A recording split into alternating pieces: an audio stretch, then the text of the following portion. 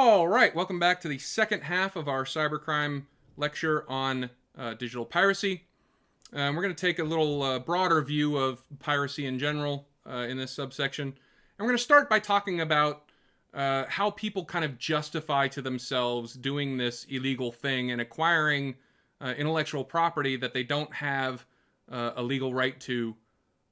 And they're able to do this and not consider themselves bad or criminal, right?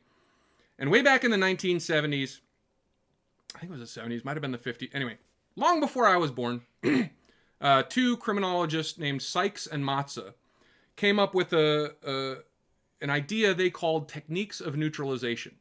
And this is how people can kind of do bad things, but justify it to themselves and say, oh, yes, I did that bad thing, and I knew it was bad, but, right? They have these different ways of saying, look, yes, I did that thing, but it wasn't bad, or I'm not bad for doing it because reasons, right? And initially, they come up with 5 different specific subsets, right? And 2 of those are very, very commonly associated with digital piracy. The first is denial of injury, right? I.e., yes, I illegally downloaded that music, but that didn't hurt anybody, right? There is no loss. Nobody lost anything by me acquiring that music illegally, because if I hadn't acquired it illegally, I wouldn't have paid for it. So it's not like I'm downloading it illegally instead of paying for it. So the company, the artist, hasn't lost anything by me illegally acquiring it, right? The second one of the original 5 that is directly applicable here is condemning the condemners. And this is a very common justification for people who download music and movies and such illegally. And that is, yes, I illegally downloaded that music, but the music industry is full of really horrible people, and they're just a bunch of money-grubbing capitalist fat cats, and they have all this money, and they're charging me an arm and a leg for what costs them 10 cents to produce, and they're really bad people, and thus I am justified in illegally downloading their product. Now, again, there were 3 others in the original kind of techniques of neutralization. We won't talk about them here. You can look at my Crim Theory course if you would like to learn about the others. But since this original techniques of neutralization paper came out, other people have kind of added to those original 5. They've come up with other ways that people justify bad actions in order to make themselves not feel bad for doing it, right? And one of those was created specifically for digital piracy. And I forget the name of the researcher that came up with this. This is something I should have written down here. But some criminologist, came up with the, again, technique of neutralization, this justification for digital piracy specifically, and they called it sampling, right? What they noticed was that a lot of people who download music and movies and TV shows illegally say, look, I want to sample this product.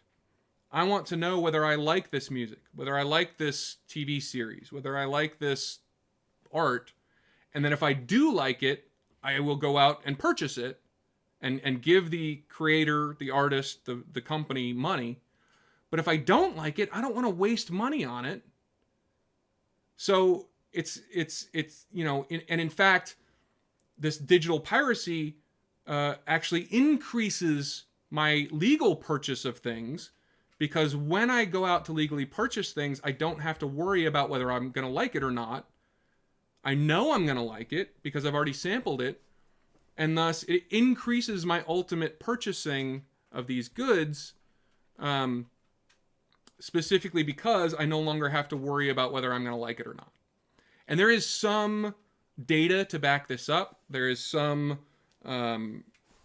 research that shows that people who illegally download this kind of art do in fact spend more money on legally purchasing that kind of art than people who don't. So there is some research that has shown that justification might actually have some basis in the real world. Um, this is some of the common complaints that digital pirates have. This graphic here is kind of indicative of why people get upset with, in this case specifically, movies, right? So, physical DVDs or Blu-rays are becoming less and less common today. But especially back in kind of the mid 2000s, this was kind of the experience, right? If I illegally acquired a movie, I could just click to watch that movie and I would watch the movie. Whereas if I purchased a DVD or a Blu-ray disc, I would put that in my player, and then there would be like 5, 10, 15 minutes of unskippable stuff. Previews, ads, the FBI warnings, all those things that is just annoying, that people have seen a million times and don't want to see again before I can actually start the movie.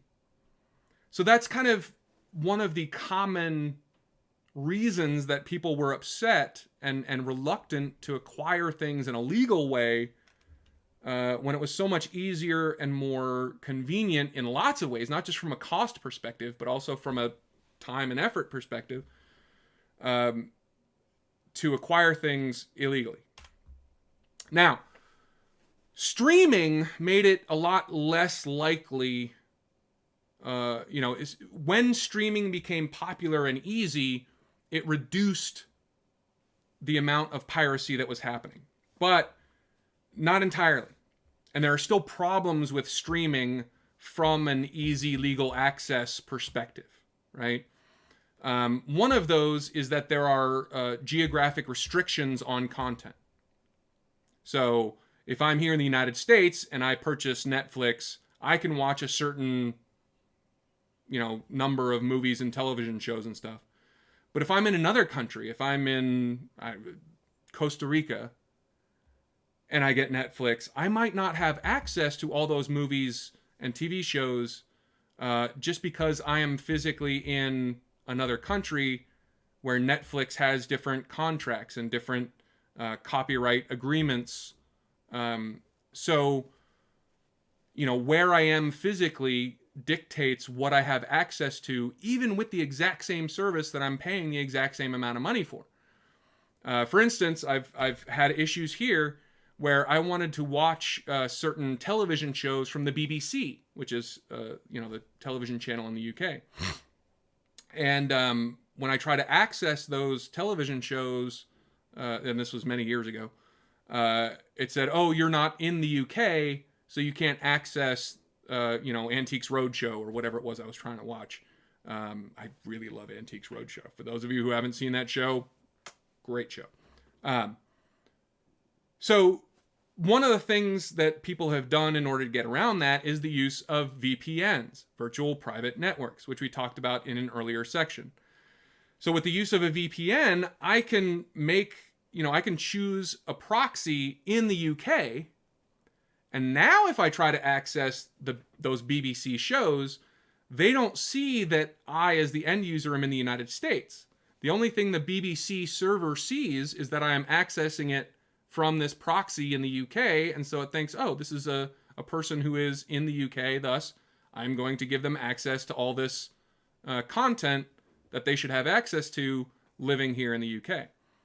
So there are lots of people in foreign countries that want access to all the movies and television shows and stuff on Netflix or Max or Hulu, and so they get a VPN and pretend to connect to a proxy in the United States, and now they can access all those kind of regionally restricted content. But that's annoying, and there's some technical knowledge you need to have in order to get a VPN.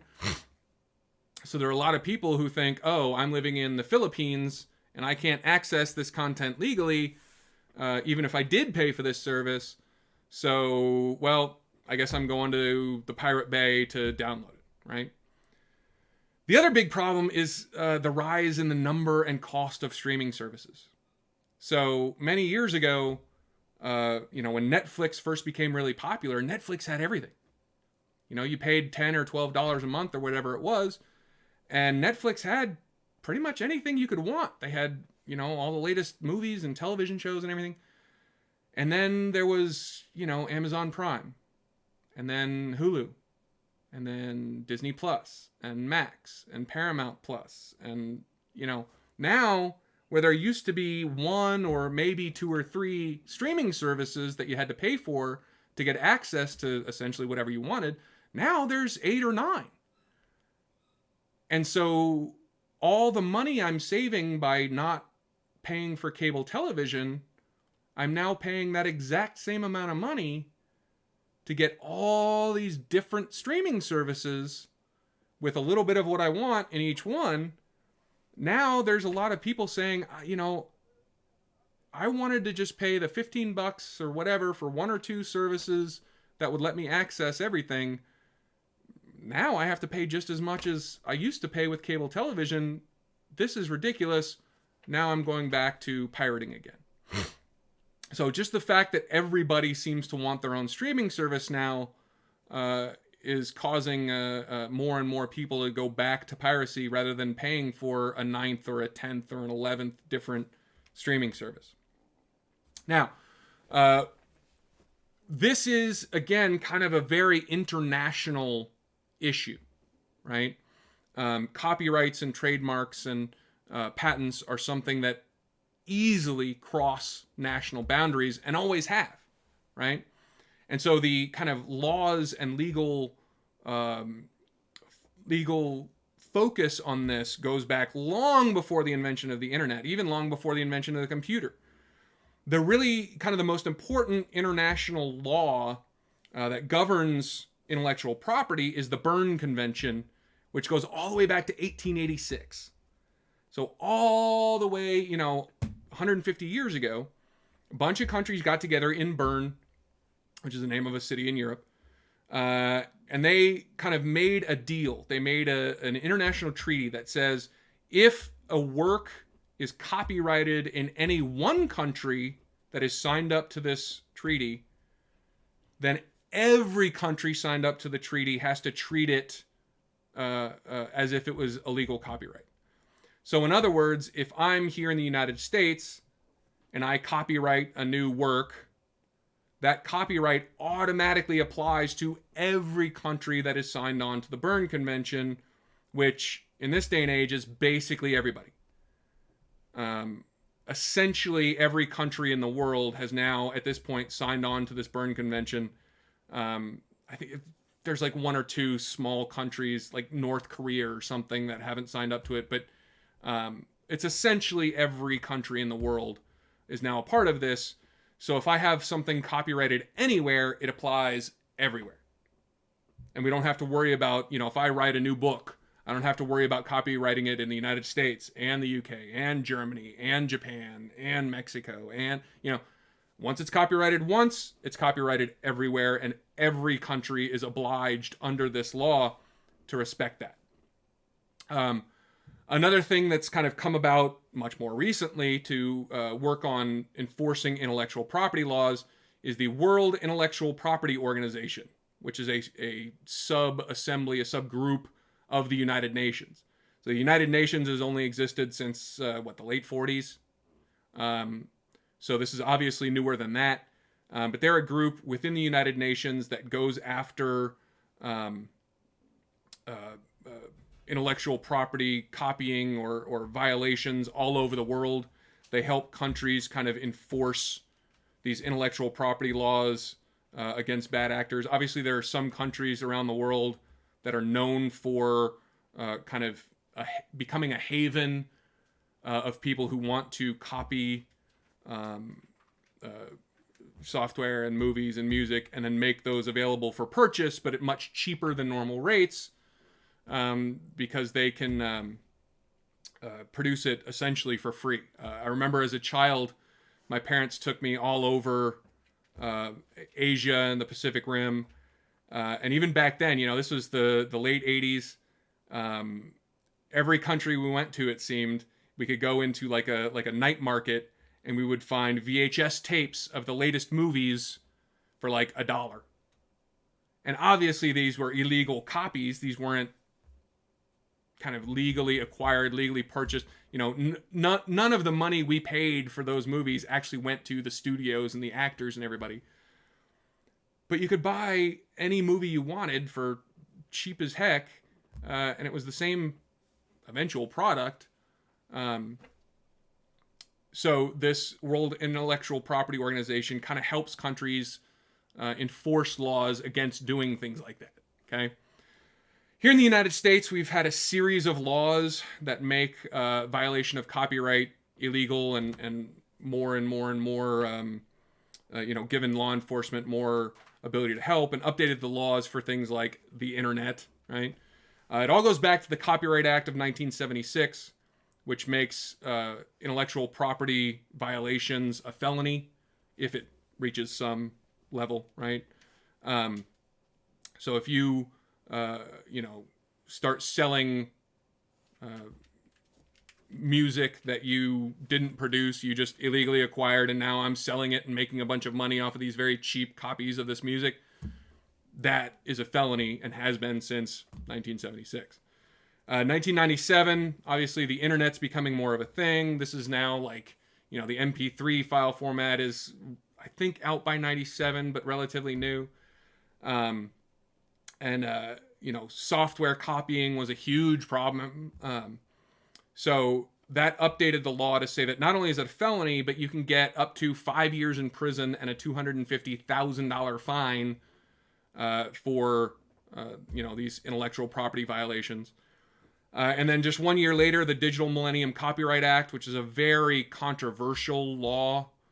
It had a lot of different factors to it. Some of which were more popular and others more controversial than others. But one of the things it did was it protected internet service providers from being held legally liable for what their users did. So in other words, my internet service provider is Comcast. So if I illegally download something, everything from child porn to music to movies to whatever, Comcast cannot be held liable for my use of their service, but only if they help the intellectual property owner kind of enforce and investigate and punish people who do that illegally.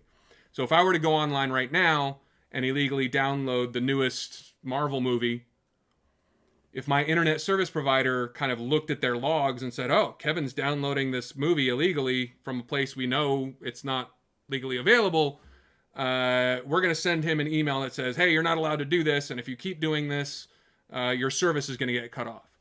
That's them kind of covering themselves and showing those companies that they're trying to prevent their users from illegally downloading stuff.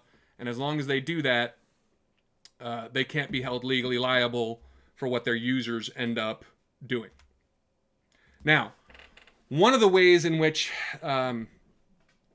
companies tried to enforce their intellectual property was with civil suits. Okay? So, usually, in most countries, there is some form of industry organization, almost like a union, but for businesses instead of workers. A group of businesses will get together and form this organization, and that organization's job is to protect the industry as a whole rather than any one individual company within that industry. So in the United States, for the music industry, there's the RIAA, the Recording Industry Association of America. For movies, there's the MPAA, the Motion Picture Association of America. And they're an organization made up by and funded by the different music or movie companies, respectively, that works to protect that industry as a whole. In the UK, there's the Federation Against Copyright Theft. Australia, India, most countries have something like this, where it's an organization, either government-run or industry-run, that works to prevent intellectual property theft, right? So back in the late 90s, early 2000s, very famously here in the United States, the Recording Industry Association of America instead of trying to criminally prosecute, or I should say, in addition to trying to criminally prosecute people who illegally shared their intellectual property, they also filed civil lawsuits, right? So they were suing people for hundreds of thousands or millions of dollars for illegally downloading music. And their intention was to kind of deter people from illegally downloading music out of fear that they would be sued and lose these court cases and have to pay a whole bunch of money to these industry groups. But I have no actual data to back me up, but having lived through this time period, in my memory, I remember this backfiring horribly. Because they would sue people like an 80-year-old grandmother whose grandson came over to her house and downloaded some stuff, and now the grandmother's being sued for $500,000 by the RIAA because her house, her computer, her internet connection was used to illegally download a handful of MP3s. So the public, again, according to my own memory, I don't actually have any data to back this up, the public was really upset with these industries for doing this. It kind of backfired on them. It made them seem like the bad guy. It played into those techniques of neutralization, the condemning the condemners from a few slides ago. It really supported and enhanced that feeling, that kind of cultural belief that these industry associations were giant, mean, rich people who were sending millions of dollars in lawyers after, these poor, relatively innocent people who downloaded a few songs, which would have cost them, $25 at a CD shop. And yet they're suing for millions because the contention is, well, you not only did you download it, but then you could have theoretically sent it to other people, which cost us a total, between you and all the people you could have theoretically shared it with, that cost us $500,000 or whatever. So we're going to sue you for that $500,000. And it made them seem like very overhanded, overbearing, mean, etc. So these industries have also tried to do other things in order to make illegal file sharing worse or more difficult. One of the things they did is poison files. In other words, they made malware and then, took they made a fake MP3 file of the newest song that everybody wanted to download. They created a fake version of that and inserted some kind of malware into it and then put it up on these illegal movie or music downloading services. And then anybody who downloaded that copy of that song, instead of getting the song they actually wanted, they got some virus, some other piece of malware. And that was legally questionable, let's just say. The laws against spreading malware don't have an exception for industries creating fake versions of their illegally downloaded intellectual property and adding malware to it. So that was very kind of quickly seen as legally, questionable at best. And then there's some evidence that they've also tried their own distributed denial of service attacks against organizations like the Pirate Bay, like Napster, like, all the different websites and services that make sharing files easy. They've tried to use denial of service attacks against those services, which again, there is no exception in the law to say you're allowed to do this illegal act against a target that is also doing something illegal. So once again, this is very, questionably legal at best. But there is evidence that these different organizations have tried these illegal things to stop people from doing illegal things, if that makes sense. All right. That is the end of our section on digital piracy. I really appreciate you guys being here. I'll see you in the next one.